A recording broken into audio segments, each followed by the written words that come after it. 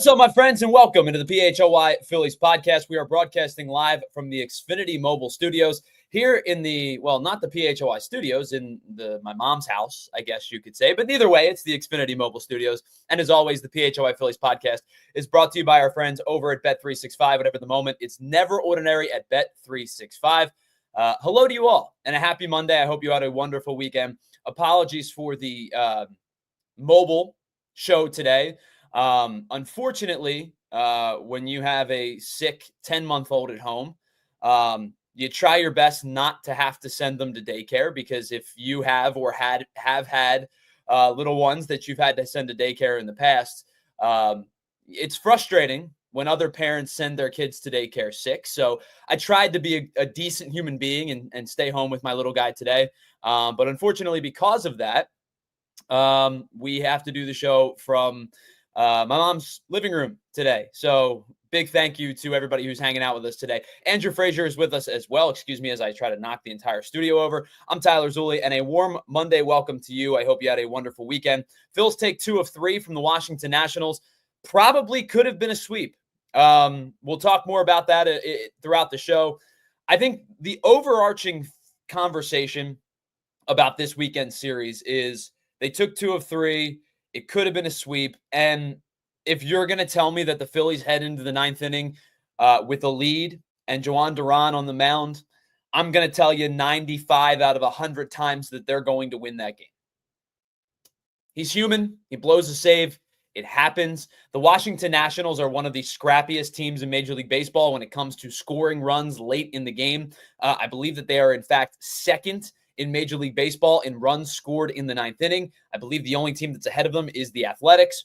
You know, you talk about 2 young, scrappy teams, may not be quite ready to compete just yet, but I think the A's maybe a little bit ahead of the Nationals, but both the A's and the Nationals kind of have that core where you look at, you see that those teams and you go, if they kind of put the finishing touches on, they're going to be a really good team. And I feel that way about the A's. I feel that way about the Nationals. You just got to kind of put the finishing touches on, but it's a scrappy bunch who ended up winning on Friday. Again, if you give me a scenario where Jhoan Duran is coming into the 9th inning of a game with a lead, I'm going to take the Phillies W 95 times out of 100, and it might be like 98 times out of 100. So they lose on Friday, they bounce back, they win Saturday, and they win Sunday. And yesterday was a hugely convincing start, back-to-back convincing starts, in fact, from Ranger Suarez, because this time last week, we were talking about a guy like, does he have dead arm period? Has he kind of hit the fatigue mark? Is this just what Ranger Suarez is, where he's really good in the first half, has some struggles in the second half, and then ramps it back up towards the postseason? Consecutive really good starts from Ranger Suarez. We'll talk about that in the second segment as well, but I want to start today's show with maybe the more pressing need. So we'll start in the present, and then we'll work our way back to the past, because the most pressing conversation of today is it's Phillies and it's Mets. And it is the big deal segment of the day, which is brought to you by our friends over at Cherry Hill Mitsubishi. If you're looking for the most affordable 7-passenger SUV in America, CherryHillMitsubishi.com has you covered with the 2025 Mitsubishi Outlander. Again, check them out, CherryHillMitsubishi.com, 24/7 to shop online. Listen, I am going to preface everything that I'm about to say with 2 things. The first, there are still 32 games left in the Major League Baseball season. That is a lot of games. It's a ton of time. In fact, even after this weekend, or this week, there's still going to be 29 games left for the Phillies. The second thing is, I am not somebody who overstates a series. I said on this time last week that the series against the Mariners was the most convincing series win I've seen of the year. I don't think that was overstating it, because all I was saying was, of the 3-game series that they've played this year, it was the best I've seen the Phillies look. Pitching, offense, timely hitting, picking up where others falter, like picking up where the next guy just one right after the other, from the offense, from the pitching. It was a combination of a really good series. But I do think that this is a super important series for the Phillies. I think that that's probably the no-duh statement of the day, right? Because the direct correlation between these two teams can't be overstated. The Phillies, to me, have a chance to theoretically, I don't want to say practically or truly, but theoretically bury the New York Mets this week. I think there is a really real chance that if the Phillies win this series, we are talking about this as kind of I don't want to say the nail in the coffin for the Mets because, again, there's 29 games left. But I do think that there is a very real chance that if the Mets lose this series, they are going to start thinking about how do we secure a wild card spot, which is not entirely fair to say because they're a professional baseball team who will still have almost 30 games left to play, almost an entire month of September left to play. But I think the Phillies can kind of, in a way, take their souls a little bit, to use the old Brian Dawkins Taquio Spikes video, right? Trying to take their souls a little bit in this series. Because here's the numbers. If the Phillies take 2 of 3 in this series, they'll be 8 games up with 29 games left to play. It's not insurmountable by any means. We've watched a Phillies team do it to the Mets where they were down 7 with 17 to play and win the division. So it's not insurmountable by any stretch of the imagination, but it does lop off another 3 games. And it adds 1 game to the Mets deficit. You go into the series up 7 with 32 to play, and you would leave the series up 8 with 29 to play. If they found a way to sweep this series, the Phillies would be up 10 games with 29 games left to play. And that's where I feel like that soul-crushing feel kind of comes into things a little bit. That's where this series could mean a lot to both sides. I would say this series, if you ask me who is this series more important to, it's more important to the Mets. Because if they find a way to win this series, they could make that lead go from 7 to 6 or even go from 7 to 4 if they were to sweep this series. But also losing the series is detrimental to their season outlook. So I would say if you ask me who's this series more important to, there's no question that the more pressing conversation is for the New York Mets. The Phillies, unless they get swept, as I try to clean off my screen, it's super dirty here. Unless the Phillies get swept here, they're going to likely leave this series with at least a 6-game lead still in the division. And if they found a way to win the series, in the event of taking 2 of 3, let's just say the Phillies play 500-ish ball the rest of the way. You obviously know 500 on 29 games, but if they were to go 15-14 the rest of the way, which is just 1 game above 500 for the remainder of the season, the Mets would then have to go 24-5 the rest of the way to jump them and to win the division outright, because they would be 8 back with 29 to play. In order to jump 8 games, they'd have to be 9 better. To be outright division winners, they would have to go 24-5 if the Phillies just go 15-14. If the Phillies play poorly and go 10-19 the rest of the way, which I don't think they'll do, but if they win 2 of 3 in this series and then win just 10 of their final 29, the Mets still would have to go 19-10. Which is much more doable than the 24-5, but it's still 9 games over 500 in a month sample size. Something that the Mets have not done in almost 4 months. The Mets right this moment are not playing particularly strong baseball. Now, they've come out of their ebb a little bit. They had a really rough start to the month of August. They lost 7 in a row and 10 out of 11 from August 3rd to August 15th. They're playing a little bit better than that in this portion of August than they did in the beginning of August, but they're still 7 games under at 7-14 this month. And they're 6 games under since the start of June. They're 33-39 since the start of June. Now, I'm not expecting the Phillies to sweep this series. In fact, the Phillies, as I said, I don't think need this one nearly as much as the Mets do. The Mets have had the Phillies number over the last couple of years. The Mets since 2022 are 33-22 against the Phillies. They're 11 games over 500 against the Phils, including in the postseason where last year they took 3 out of 4 and won the NLDS and won 4 out of 6 this season so far to begin the year. So in the last 10 games that the Phillies have played the Mets, including the postseason, the Mets are 7-3. But as I made mention, it's a different Mets team since the postseason last year, and it's even a different Mets team than what the Phillies saw back in April and May when they were playing much better baseball. We've talked a lot about the Mets starting rotation and how much it has really kind of hurt them down the stretch in the last few months, especially in the last month or so. The Mets needed a rookie, a guy that they just called up recently in Nolan McLean, who, by the way, I think is going to be a very good pitcher. He's looked really sharp in his first couple of major league starts, but they needed a rookie who made his major league debut just a few weeks ago to snap a 2-month drought of starting pitchers not named David Peterson getting out of the 6th inning, pitching more than 18 outs. They needed a rookie to do that.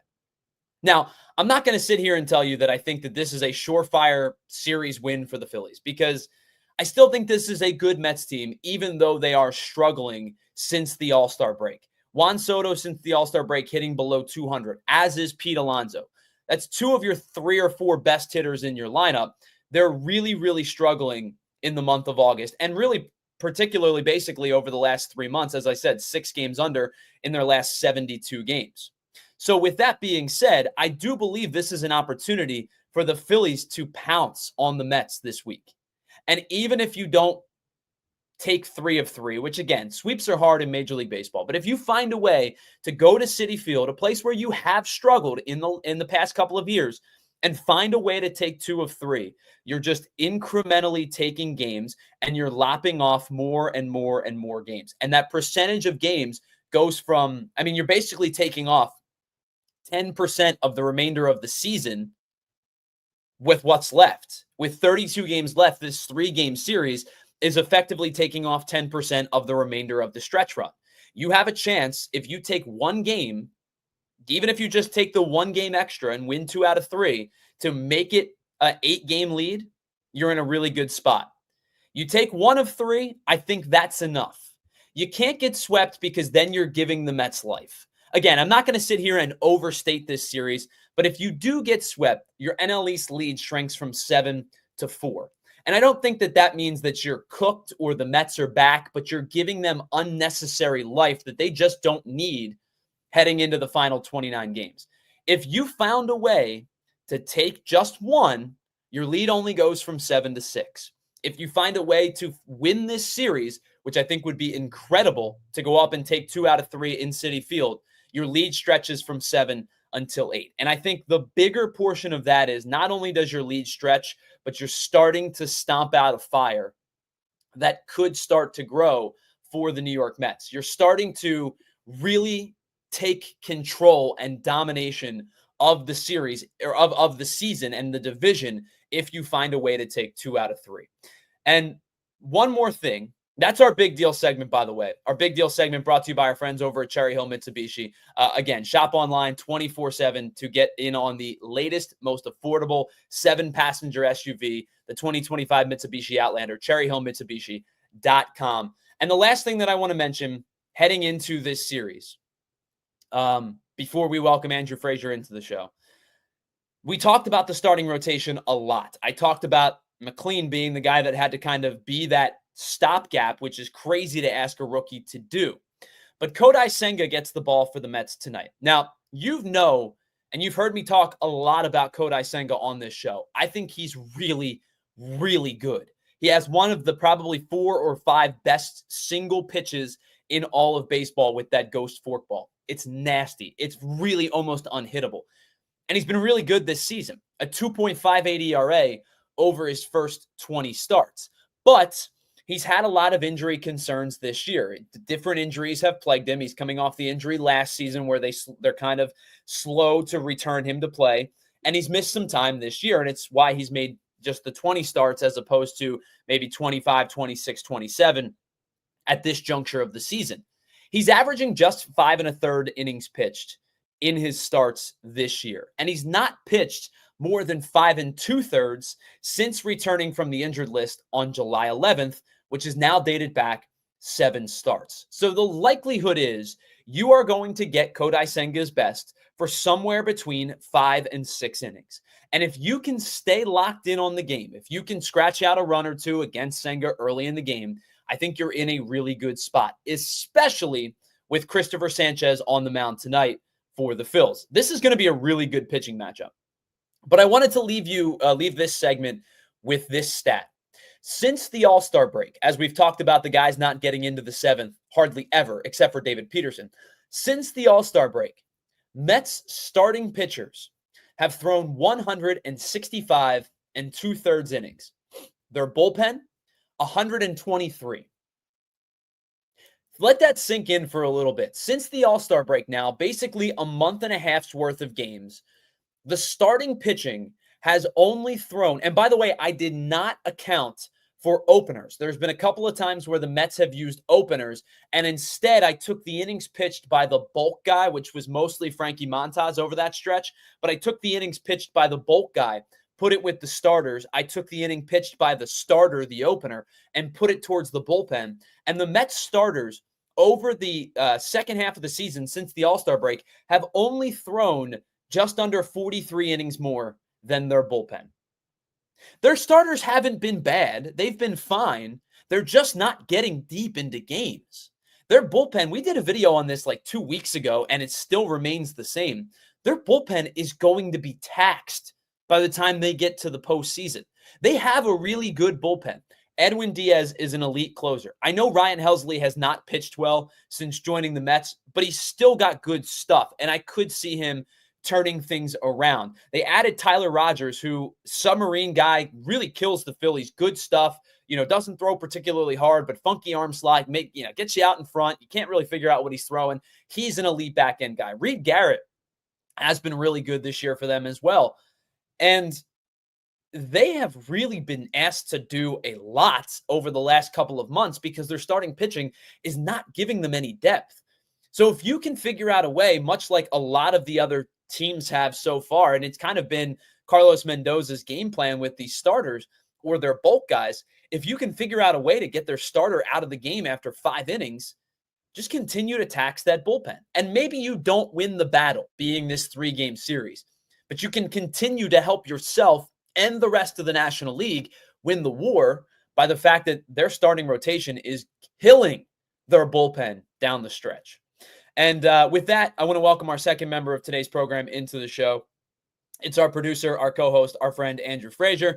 Andrew, I know, first of all, threw this on you last minute, so thank you for being flexible and doing a lot of work behind the scenes to get this set up. Thank you so much. Appreciate you. Of course, anytime. Again, I don't want to overstate one series, 3 games of the last 32. Sure. But does it feel to you like the Phillies have an opportunity to maybe put a little bit like foot down on the throttle of the National League East this week? Oh, 100%. Yeah, you go in there, you got to win 2 of these games of the series, and you're going to feel really, really good about where the Phillies are in the position right now. As I said, even if they win 2 of 3, they extend the lead from 7 to 8.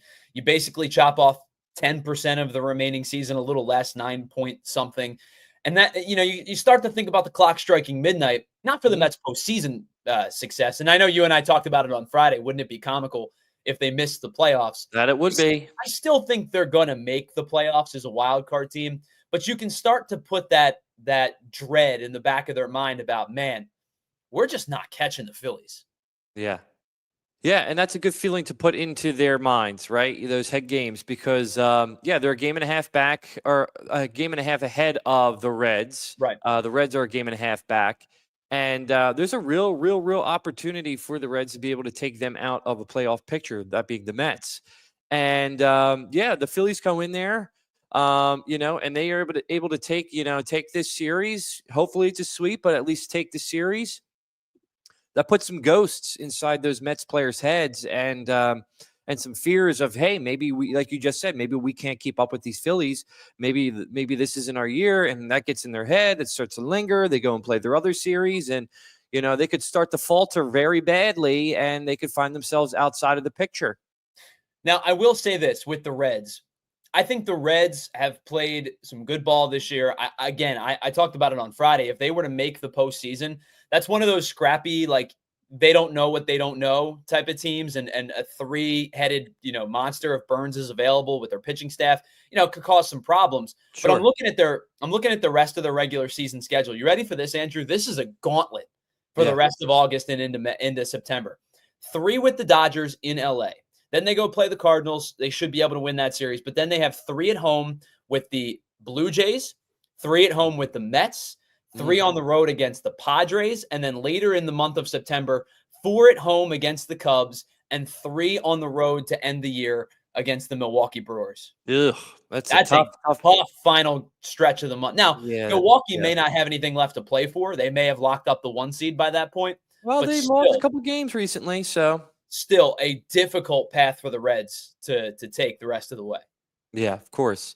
Yeah, it's going to be tough for them. And I know if you look on the verse there for like the Mets, I'm sure theirs looks a little bit easier than that.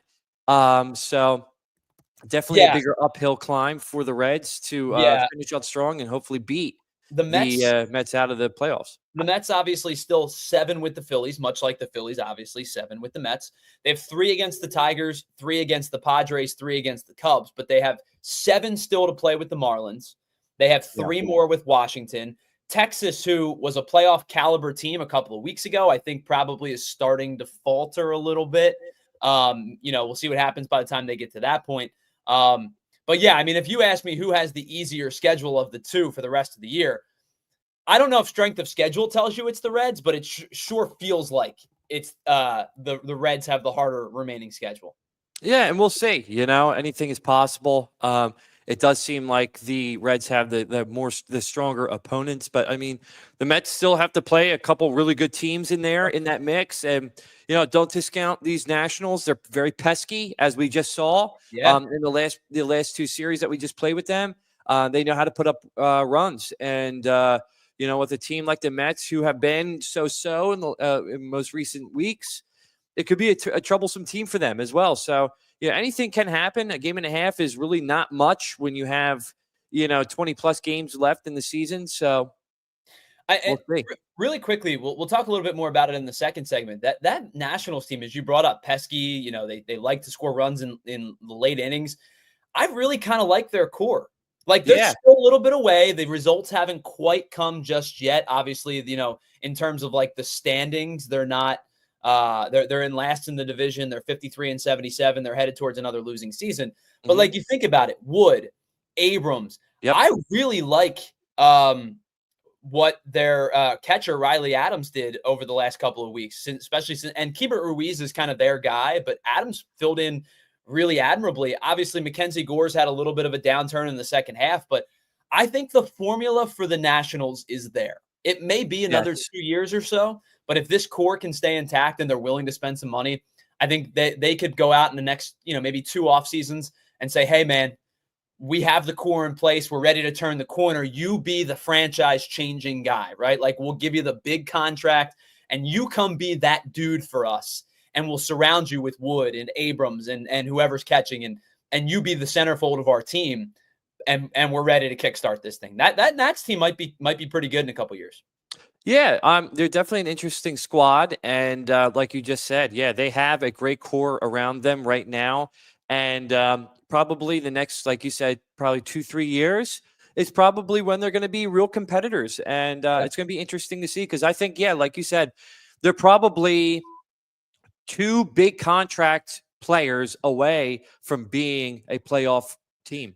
Probably one needing to be a starting pitcher, like top of the line starter. Because you saw this weekend, like, Jake Irvin doesn't have much stuff. Mitchell Parker doesn't have much stuff. Cade Cavalli looks like he could be a dude. If you put him and Gore like at 2-3, if you can get a true legitimate 1 and go that ace, Gore, Cavalli, and then a couple of back end guys, like, you might have something in the making there. Definitely. All right. Let's pause. On the other side, we'll talk a little bit more about this past weekend's series with Ranger Suarez. And I want to get into, by the way, the Reds with the second hardest strength of schedule remaining, the Phillies, with the Mets with the 4th. So pretty negligible, 532 to 527, but still 2 very difficult strength of schedules remaining. All right, we'll pause on the other side. I want to talk a little bit more about Ranger Suarez's start yesterday. One thing in particular that Cole Hamels noted on the broadcast that we've been talking about for a while, and I'm glad a former ace said it because it makes me feel a little bit good about what we've been doing on this show.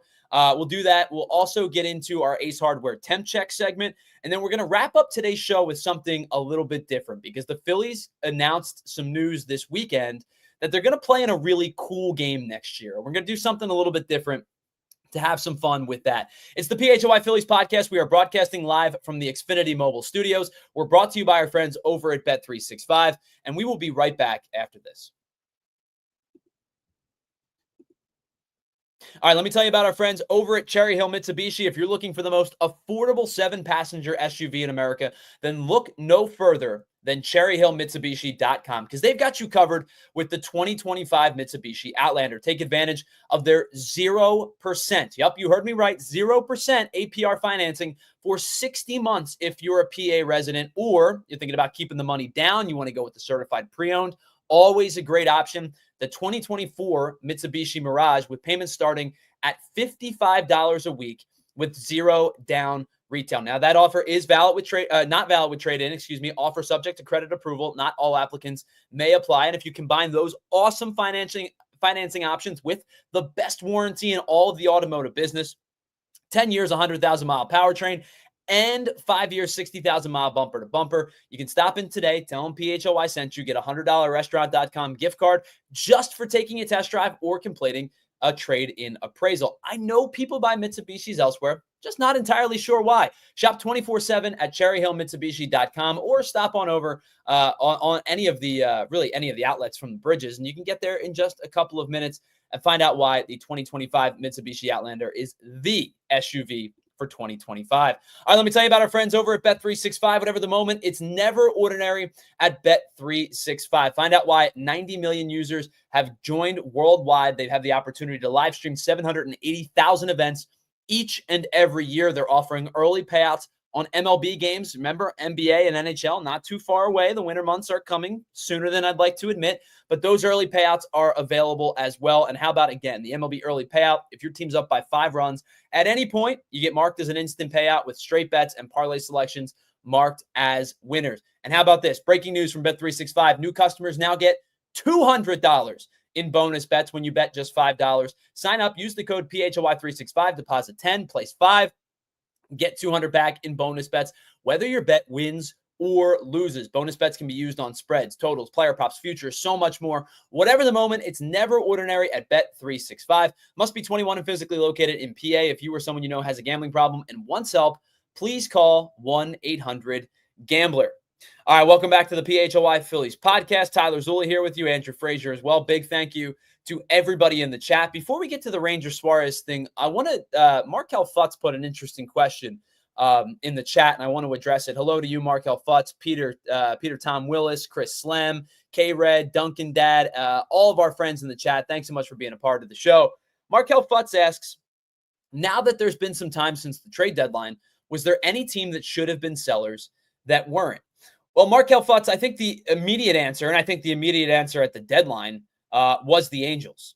The Angels should not that they were like super buyers or anything, but this Angels team stinks. And they've stunk for a while. And I understand the thought process of like, you don't want to rebuild forever, but Art Moreno is a terrible owner. And it's not a very good team right now. I think if they could have sold like some of their fringe, like type of guys that are, on expiring deals or guys that may not fit the future bill, I think the Angels are the immediate one that jumps out to me. They probably should have sold. They're now 8 games under 500. They're 10.5 back in the American League West. That's not a playoff caliber team to me. It wasn't a playoff caliber team when they were at the deadline. And for whatever reason, they seemed to think that they could have been a playoff level team, and they weren't. And so they really probably should have been. That to me is the biggest example. I think the other interesting one is Cleveland. And I think the Emmanuel Clase thing really put a wrench in their plans, because it seemed very likely that the Guardians were going to move Clase, at least Clase, but I think they probably could have been a team that was willing to move some more players. They're now a game below 500. They've lost 5 in a row. Their run differential is creeping towards, negative 50 now. They're 12.5 back in the Central. I know they're still technically in the wild card hunt. They're just 5 games back of the wild card. They're not better than Boston. They're not better than New York. They're not better than Seattle. They're not even better than Kansas City, who's playing some really good baseball right this moment.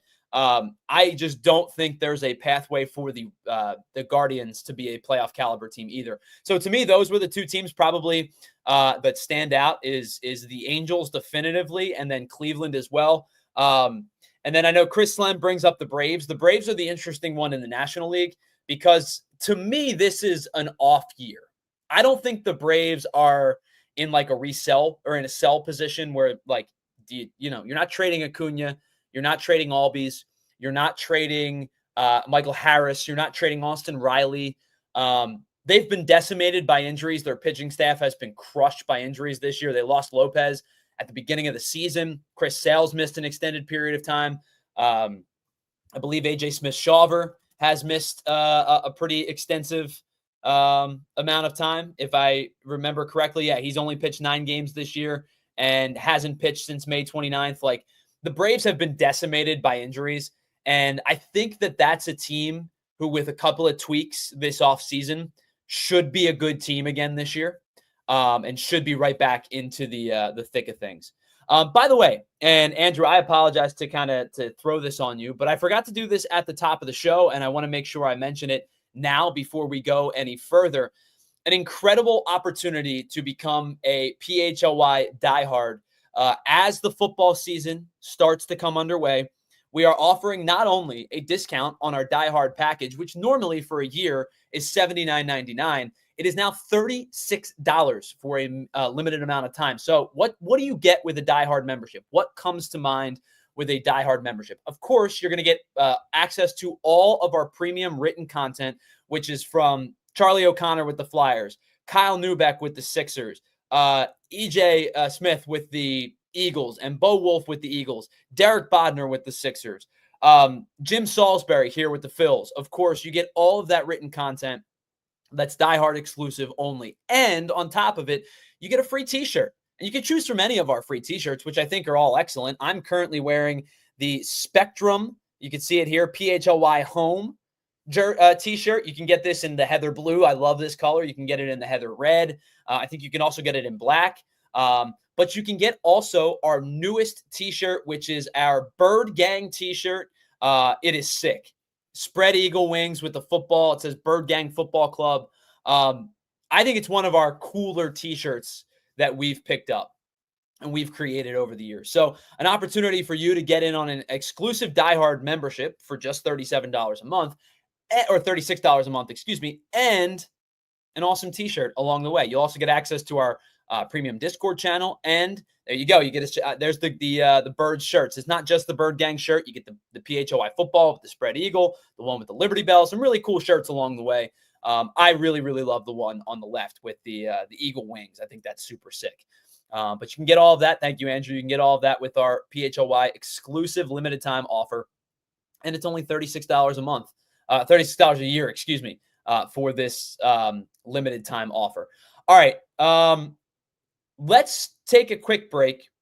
Appreciate the question. Excuse me, by the way, Markel Futz. Really appreciate the question. Quickly, we'll get to Ranger on the other side. We still have our Ace Hardware Temp Check segment, and then I want to have fun at the end of the show with not just my picks. I asked Andrew to come up with some cool ones. I want to get your thoughts as well. I'll tell you more about it on the other side as well. It's the PHLY Phillies podcast. We are broadcasting live from the Xfinity Mobile Studios here, not at the PHLY Studios today, but Xfinity Mobile Studios nonetheless. We are brought to you by our friends over at Bet365. Whatever the moment, it's never ordinary at Bet365. We will be right back after this. All right, listen, life can be super unpredictable at times. Things come and go, trends, fads, your team being good and then not. We see it all the time. But if you're thinking about what needs to be unpredictable, what needs to be steady and rock steady, it's the price of your internet. Get a reliable price with a reliable connection with our friends over at Xfinity. And with Xfinity, all in means all in. You get the Wi-Fi, you get the equipment, and you get unlimited data included. And they're introducing their 5-year price guarantee. One internet price, 5 years guaranteed. Again, change happens all the time. Records get broken, our friends come and go, our athletes come and go. But no matter what changes, the price of your internet will stay exactly the same. Learn more at Xfinity.com. Restrictions do apply. New residential customers only, taxes and fees extra, and subject to change. All right, let me tell you about the helpful hardware, folks. And that, of course, is our friends over at Ace Hardware and Ace Hardware Home Services. If you got something small like an outlet that you need fixed, or something significant, leaky pipe that turns into a plumbing issue, an electrical problem, heating or cooling, listen, if you're not a pro, don't do it yourself. You're going to cost yourself more money in repairs, and you're going to end up having to call Ace Hardware Home Services anyway. If you're a pro, you go and do you. But if you're not, trust our friends over at Ace Hardware and Ace Hardware Home Services. They bring the experience. They're local plumbers and techs that handle everything from repairs and seasonal maintenance to installation and upgrades. They also bring you understanding and that helpful hardware folks feel that you get in the store right to your front door. They'll give you free estimates on equipment installation and replacement with trusted advisors and options that are not only best suited for your home, but also for your budget as well. It's service you can trust and satisfaction guaranteed. Visit Ace Hardware Home Services online at acehardwarehomeservices.com to get started on your next project today. Welcome back to the PHLY Phillies podcast. Love it. Markel Fultz. You know, I always got the PHLY hat on. I love this hat. This thing. So I would wear this thing even if I didn't work for PHLY. I love this hat. All right, let's talk about Ranger Suarez for a second, because one thing that Ranger Suarez does well when he's efficient, and you saw it again last night or yesterday afternoon, you saw it last Monday. It's 2 consecutive starts. By the way, for Ranger Suarez now, he becomes the second Phillies lefty ever. Second Phillies lefty starter ever. And no, it's not Steve Carlton. It's Ranger Suarez and Cole Hamels, who happened to be in the booth yesterday, to strike out 10 or more hitters in a game and not walk a batter in that same game in consecutive starts. Another really awesome performance from Ranger Suarez. And it's a guy who, like I said, just about a week ago, we were talking about, is there dead arm? Is there fatigue? Well, Ranger's been excellent now in consecutive starts. And the one thing that Cole Hamels pointed out that I love that he brought up, it's something we talk about all the time, is that Ranger Suarez, when he's on, he's mixing his pitches well. Yesterday, he threw 90 pitches, 25 sinkers, 18 curveballs, 16 sliders, 12 cutters, 11 fastballs, 8 changeups. That's 6 different pitches used, and it's not like he threw one changeup.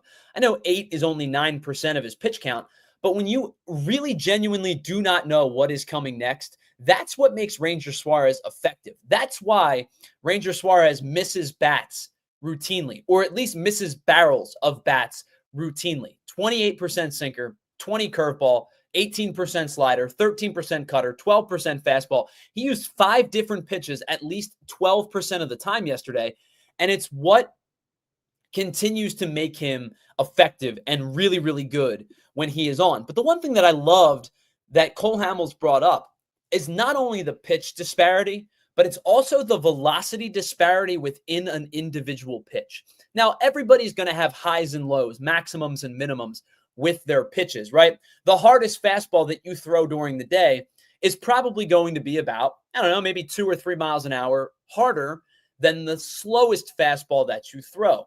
And the harder that you throw, the larger that gap becomes. Now, for Ranger Suarez, he doesn't throw all that hard. His fastball average yesterday was 91.7. His sinker average yesterday was 90.1. But the thing that Cole Hamels pointed out, and the thing that really works for him, is the fact that when he's mixing all of those pitches, the velocity is sizably different between one individual pitch. So, for example, the sinker yesterday, the maximum velocity on the sinker was 91.6. The minimum was 87.9. Now, maybe that's not done entirely intentional, but it's basically a 4-mile-an-hour difference on the same pitch. The same could be said for the curveball, 77.1 high, 72.5 low. Now, maybe the sinker is not entirely done intentionally. I promise you the curveball is done intentionally. That's a 5-mile-an-hour difference between the fastest and the slowest curveball that he throws. And you've seen that over the years with certain starters, and it ranges from guys who can throw hard. I used to watch Zach Greinke do it all the time. Zach Greinke would throw an 81-mile-an-hour curveball and then flip up his patented eephus curveball at 68. And I know that that's an extreme example, but he would routinely sit 79, 80 miles an hour with a curveball and then throw one at 72 just to upset timing. Even I'll give you a more recent example of somebody who does that effectively at times. And it's a guy whose numbers over his career have been up and down and up and down. And right now he's pitching fairly well this year. It's Patrick Corbin from the Texas Rangers. Corbin's slowest curveball this year is the slowest individual curveball in baseball. On like, what's the slowest curveball that you threw? I believe, and I'm going to go back and try to find it quickly for you. It may be difficult to do in this like very small window. But Patrick Corbin's slowest curveball this year is 67.8 miles an hour. I mean, that's an ephus, basically. And that you could even say that that's closing in on his average curveball velocity this season. But if you go back just 3 years, just back to like 2022, he wasn't even throwing the curveball because he didn't use it at the time. But he's implemented it into his game just to flip something else up, right? Little something different, little wrinkle in the game. And when Ranger does those things well, that's the type of success that he has, is because he's mixing velocities. He's changing speeds. He's changing eye levels. He's throwing strikes. And even within an individual pitch, like his curveball yesterday, you see a disparity between the pitch count or the pitch velocity between 78 basically and 72. That's a sizable difference when you're looking for spin, when you're looking for rotation out of the pitcher's hand. That's a pretty sizable difference. And it's just another thing that Ranger does really, really well, that when he's on, he's pitching to success. All right, let's turn our attention now to our Ace Hardware Temp Check segment. It is brought to you by our friends over at Ace Hardware Home Services. Head on over to acehardwarehomeservices.com to get started on your latest project. Our Ace Hardware Temp Check segment, of course, is where we check in on a player that's heating up or a player that's cooling down. And we're going to check in on a player that's heating up. And Andrew, I got to tell you, I've allowed it to happen for a while. You've heard me talk about this guy plenty. We are no longer accepting applications to the Tanner Banks fan club. I'm not letting it happen anymore. I kid, of course. I'm not going to gatekeep fandom. But this dude just continues to pitch well this year. Take a look at his numbers so far. Through 56 appearances, he's got a 2.88 ERA. 56 appearances, he's basically an inning per appearance guy, just under a strikeout per inning pitched. But the number that really jumps out to you, he's thrown 56 and a third innings this year. He has 9 walks. That's effectively, and in fact, it's greater than a walk per 7 innings pitched. His 4.1% walk rate is now in the 98th percentile across all of Major League Baseball. And in fact, only 5 pitchers in the entirety of the league have a better walk rate than Tanner Banks. He's given up just 44 hits with those 9 walks, which is why he has a sub-1 whip. And his ERA this month is 1. He's given up 1 earned run in 9 innings pitched. And what I saw out of Tanner Banks yesterday was unbelievable. Jose Alvarado struggles in the inning that he comes into. Command's not there, gives up a couple of walks, a couple of base runners. Tanner Banks has to come into the game with a 3-run lead and the bases loaded and nobody out. And all Tanner Banks does is roll up a double play, gives up the 1 run, the inherited run to Jose Alvarado, but rolls up a double play and gets an out. The odds of getting out of that inning with just 1 run scored are astronomically low, especially when you have inherited runners the way that Tanner Banks did. Now, he's going to lose one of those inherited runners. He's going to get credit for stranding 2 out of 3.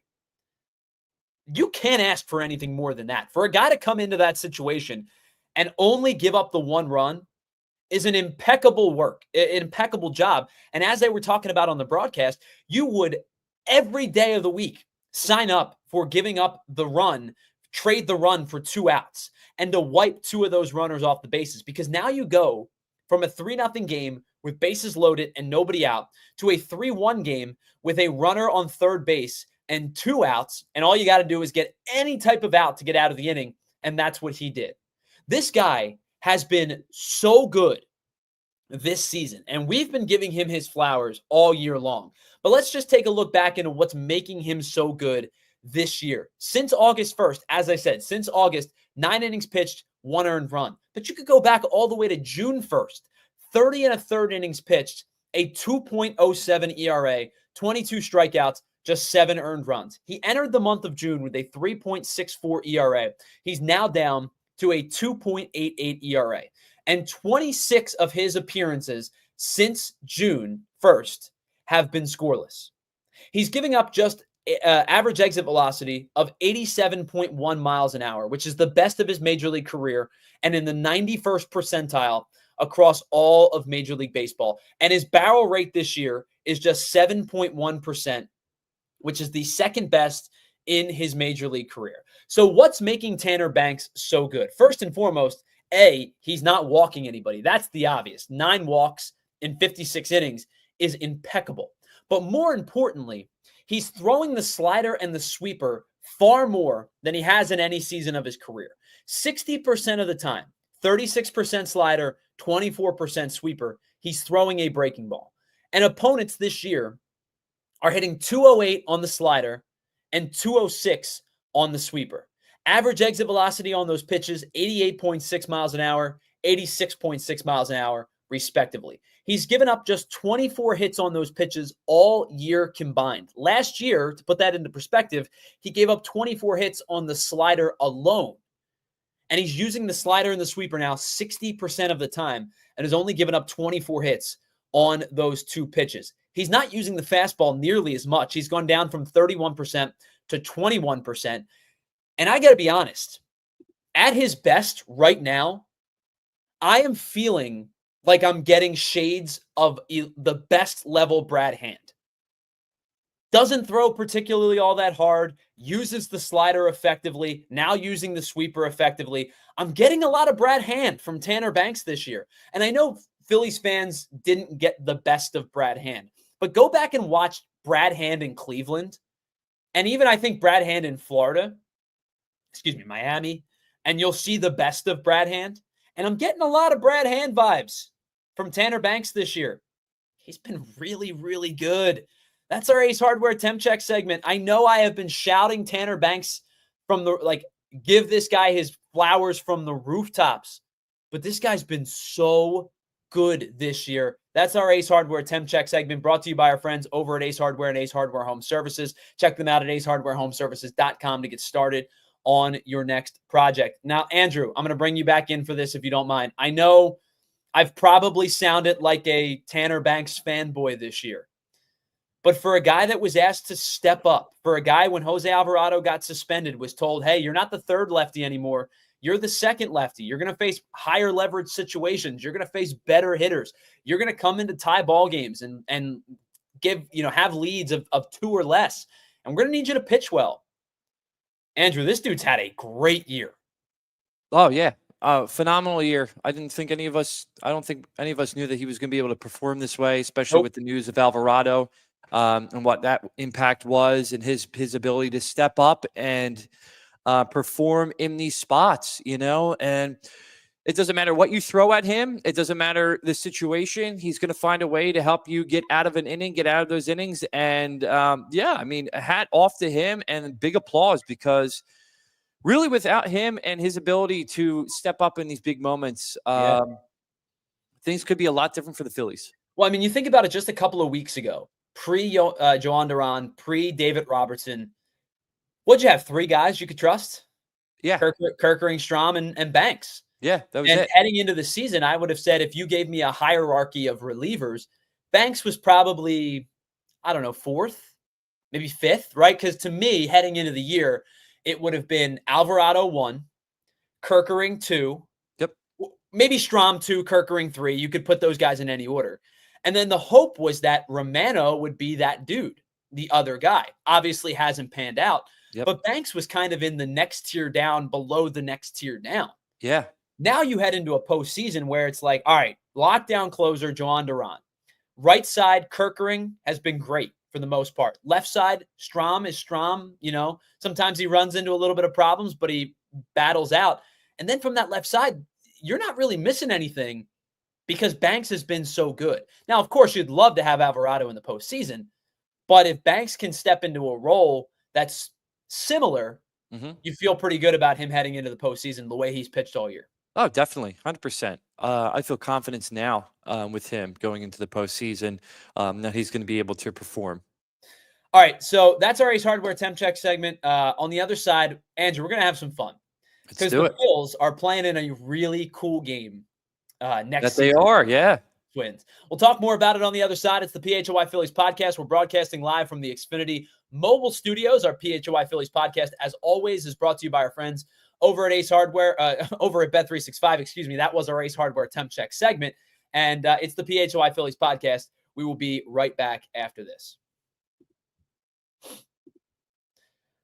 All right. Are you craving the perfect snack that not only satisfies your hunger and provides the right amount of protein to fulfill your body's daily needs? Well, we've got the solution for you. It's Righteous Felon beef jerky and meat sticks. Righteous Felon traces its roots back to the hallways of Downingtown Middle School and was officially launched by lifelong friends in their apartment kitchen after college. The Exton, PA-based company has been making all-natural, premium quality, better-for-you meat snacks for over a decade and evolved into the region's preeminent jerky brand. The packaging is fun and engaging. The flavors, bold and tantalizing. The texture is tender and soft. And to me, these are, without question, the best meat snacks around. And listen, I'm only saying that like 5% because they're paying us to do it. It's just really good beef jerky. What's more, Righteous Felon helps fuel your favorite Philly athletes by working with nutritionists of each local pro sports team to provide jerky and sticks for players to eat before and after workouts and as a refueling snack during games.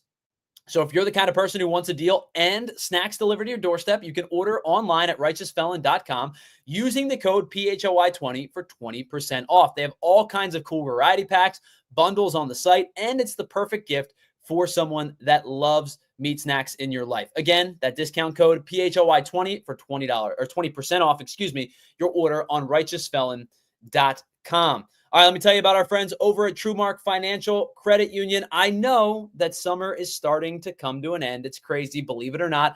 Back to school season is either here. I've seen some pictures already of friends whose kids are back to school, or for your kid, it's right around the corner.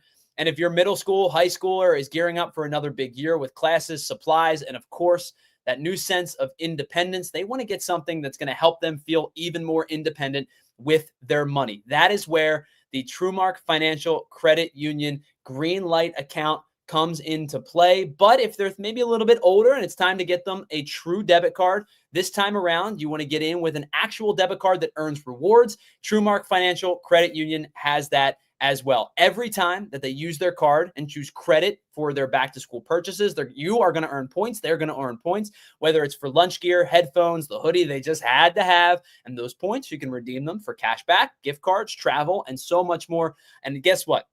If you're already a TrueMark Financial Credit Union member, be sure to check out your debit card to see if those benefits can apply for your back-to-school shopping. And if you're not a member yet, now's a great time to join. Just visit one of TrueMark Financial's 24 branches or head on over to TrueMark.com to open an account today. TrueMark Financial Credit Union is federally insured by the NCUA.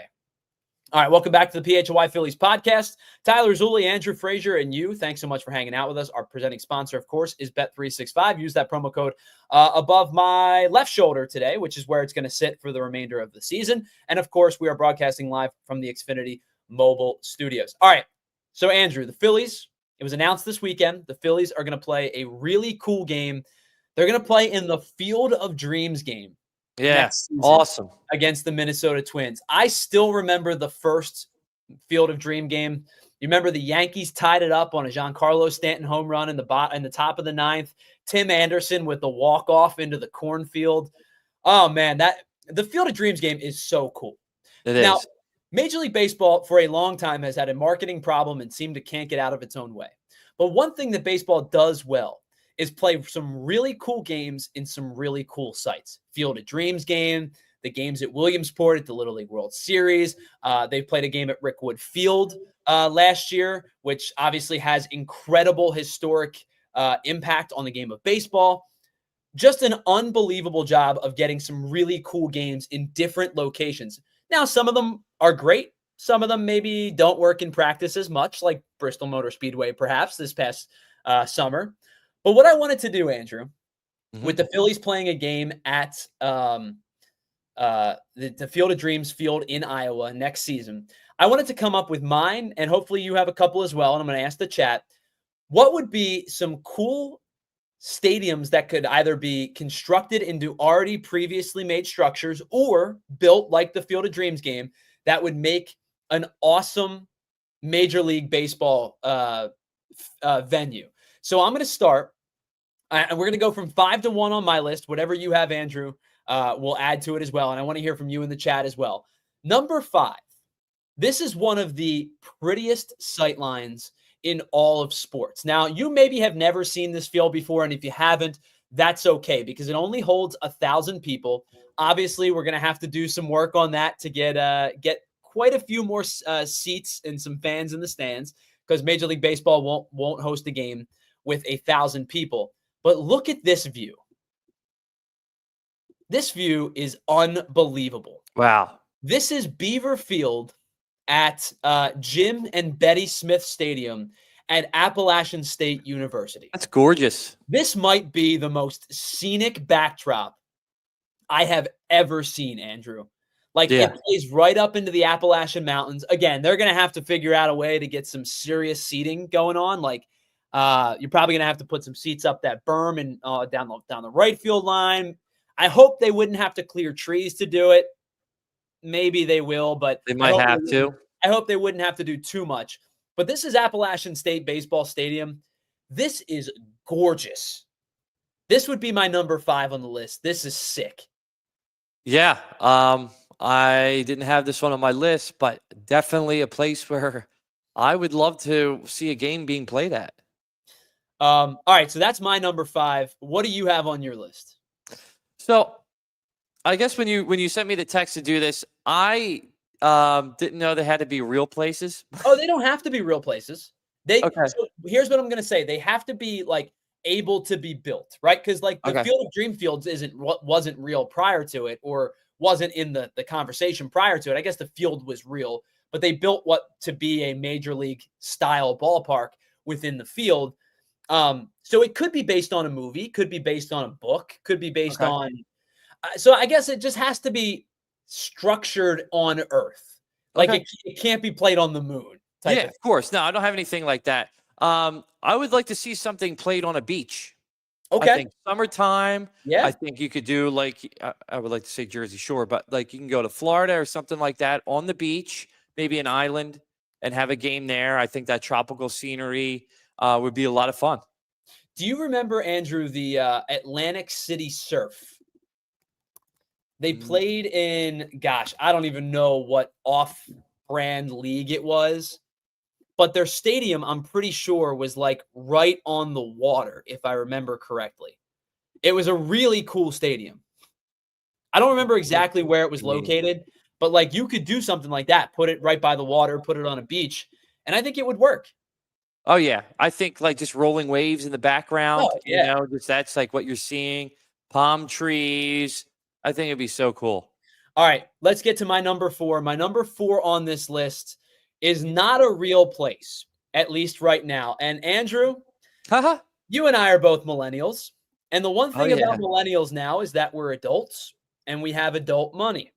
And what do millennials love? It's backyard baseball.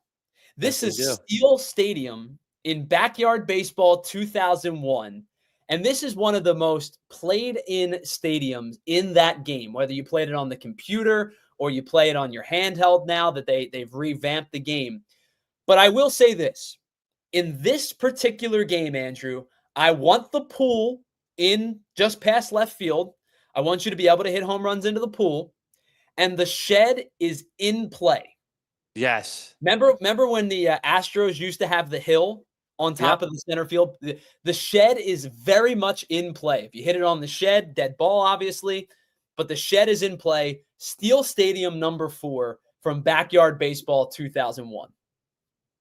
I love it. I think that's a great choice. The nostalgia is just, permeating from that. And I think that is a great pick. I'm going to go back old school, old time, just because I love playing MLB The Show and randomly picking stadiums. And it just is the most absurd thing I've ever seen in my life.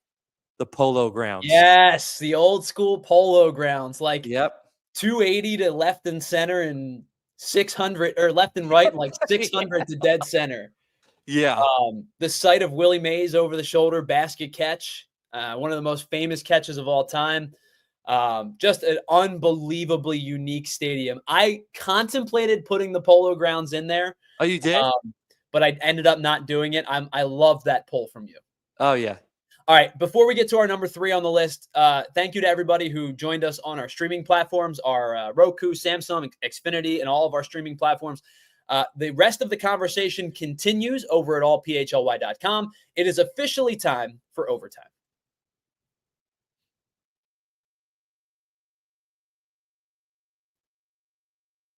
All right, let's get to number 3 on the list. Now, we have seen a basketball game get played in this type of site before. This is cool.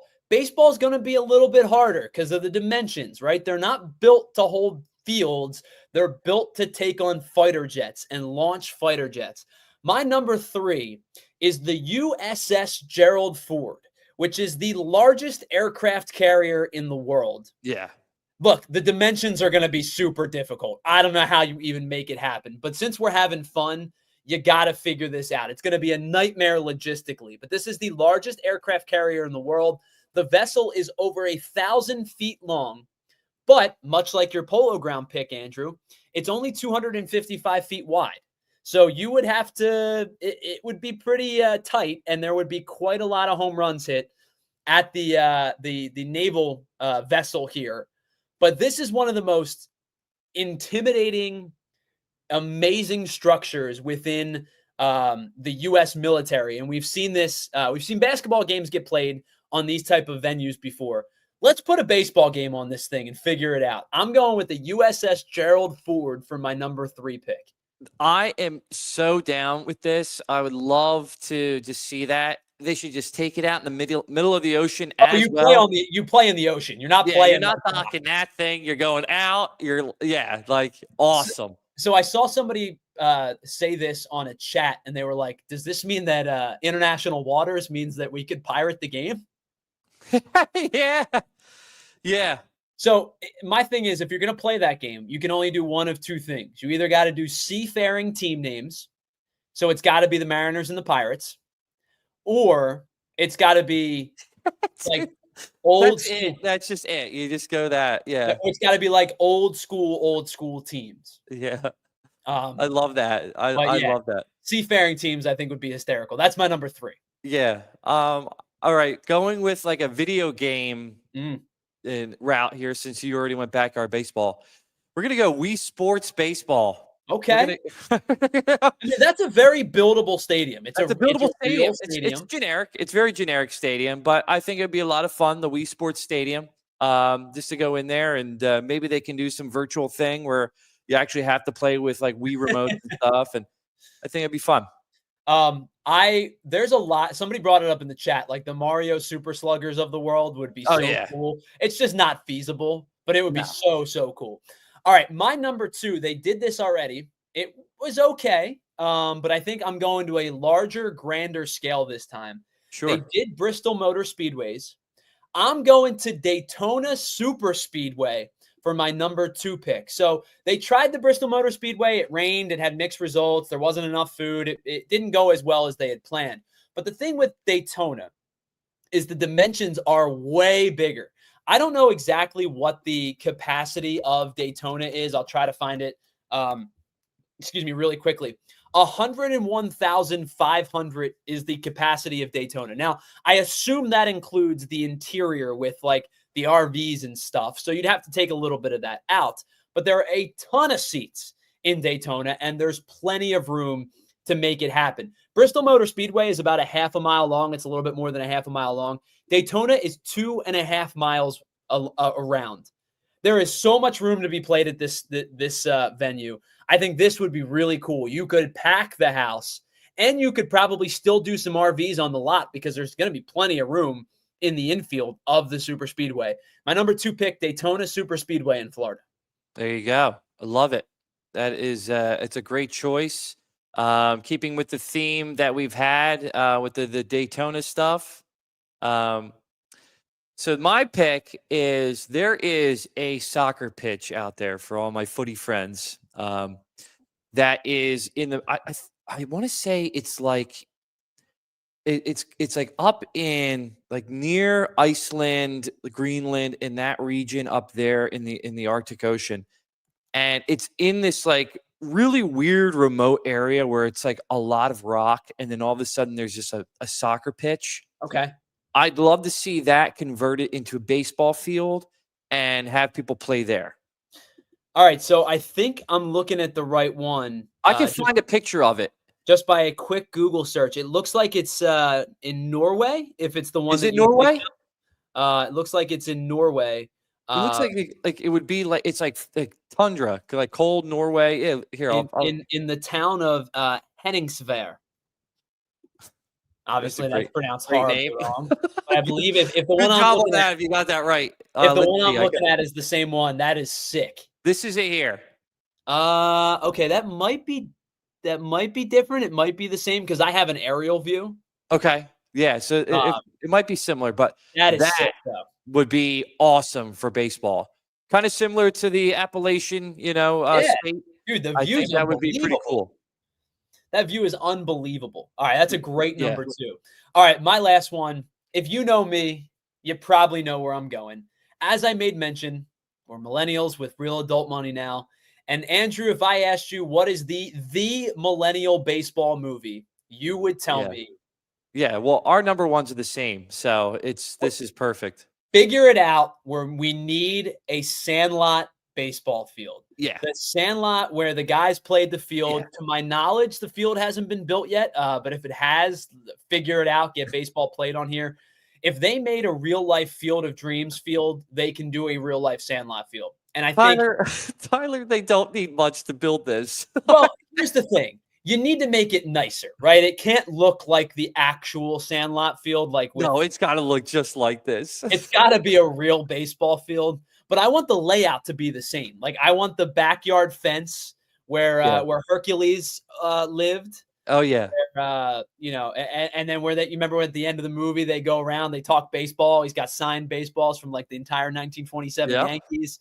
Yeah. I want that fence. I want the deep center field. Now, this one, we're going to take the bushes and the trees out a little bit more unplayable. But the number one answer, I think, for pretty much everybody that's between the age of 25 and 35, if you're a baseball fan, Sandlot Field. Oh, hands down. Yeah, Field of Dreams is based off the movie, obviously. And what better way to just complement that if you're going to continue on with this theme by doing another amazing baseball movie, and that's Sandlot. All right, so some really awesome ones in here. What's yours? Drop them in the chat before we get out of here. Here's my top 5 list. Number 5, Appalachian State Baseball Field. Number 4, Steel Stadium from the Backyard Baseball 2001 game. Number 3, the USS Gerald Ford, the largest aircraft carrier in the world. Number 2, Daytona. And number 1, I think, as Andrew and I made mention, for pretty much every millennial on the planet, it is the Sandlot Field from, of course, the movie Sandlot. And that is our top 5. Well, that's my top 5. Andrew, you had some really cool ones, dude. That one in like Norway or wherever it is, that is absolutely sick. Just a sick location. All right. That is going to wrap things up for the PHLY Phillies podcast. Big thank you to everybody who was in the chat today. You made it a fun one. I really appreciate it. Big thank you to Andrew Frasier for producing and co-hosting today's show. Flip on over to the PHLY Eagles show. They're live now. PHLY Sixers at 3. Phils and Mets begin a series tonight at 7:10. Christopher Sanchez gets the ball for the Phils. Again, opposed by Kodai Senga. An opportunity for the Phillies to really, really cement themselves in the lead in the National League East and maybe get this lead up to as many as 10. But even if they get it to 8, I think that would be a huge win for the series. So again, big thanks to Andrew and everybody in the chat. I'm Tyler Zulli. We'll be back on Wednesday afternoon, 1 o'clock for the PHLY Phillies podcast. Cool news, by the way, if you're a college football fan and a Penn State fan, the PHLY All-City, All PHLY Nittany Lion podcast will be back tomorrow. It'll be myself and Fran Duffy breaking down everything heading into the Penn State football season. We will go live to be determined. I want to say we're going to drop the show at 5 o'clock tomorrow afternoon, but you'll have to hang tight. We'll announce that later in the afternoon. But for the PHLY Philly show, we'll be back on Wednesday afternoon. Until that time, enjoy the Phillies and the Mets. And we will talk to you again right here on the PHLY Phillies podcast as we broadcast live from the Xfinity mobile studios and brought to you by our friends over at Bet365. We will talk to you on Wednesday at 1 o'clock here on the PHLY Phillies podcast. See ya. We all silly like the mayor.